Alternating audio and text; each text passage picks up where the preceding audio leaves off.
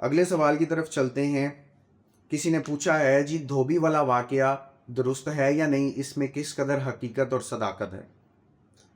دیکھیں، بات یہ ہے کہ پہلی بات تو یہ کہ اس واقعے سے اگر ہم دیکھیں، غور کریں، پہلا سوال یہ اٹھتا ہے کہ وہ واقعہ بیان کرنے والا کون تھا.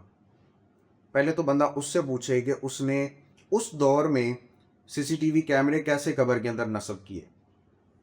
میں اس واقعے سے یہ سوالیہ نشان لیتا ہوں.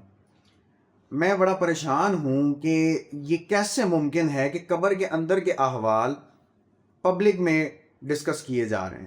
کہ غوث پاک کے میں تھوڑا سا مختصراً اگر اشارتاً بات کر دوں تو وہ واقعہ کچھ یوں ہے کہ غوث پاک رحمۃ اللہ علیہ کے بارے میں یہ مشہور ہے کہ ان کا ایک مرید فوت ہوا تو اس نے قبر میں، جب پہلی رات تھی، پہلا سوال جواب جب شروع ہوئے تو اس سے پوچھا من ربو کا، ما دینو کا، ما کنتا تقول فی حقی ھذا الرجل، اور اس نے ان سب کے جواب میں ایک ہی جواب دیا کہ میں غوث پاک کا دھوبی ہوں، میں غوث پاک کا دھوبی ہوں.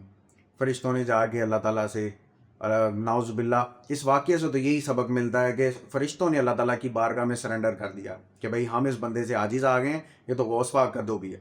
پھر اللہ تعالیٰ نے بھی نعوذ باللہ عاجز آتے ہوئے کہہ دیا کہ بھائی میں بھی سرنڈر کرتا ہوں، اس کو معاف کر دو، اس کو سونے دو، اس کو سلا دو.